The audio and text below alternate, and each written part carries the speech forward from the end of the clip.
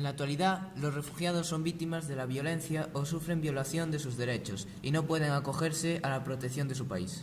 Se cree que la mayoría de los refugiados están en Europa. El 86% de los refugiados están en Turquía, Pakistán, Líbano, Irán, Etiopía y Jordania. La mayoría de los refugiados en Europa son terroristas. Los países más afectados por el terrorismo son Irak, Afganistán, Nigeria, Pakistán y Siria.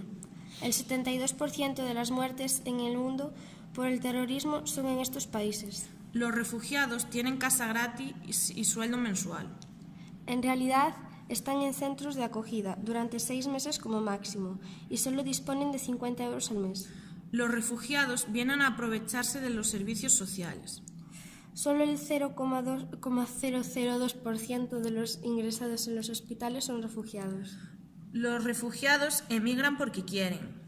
Los refugiados escapan de conflictos violentos y es un derecho universal escapar de un posible riesgo en tu vida.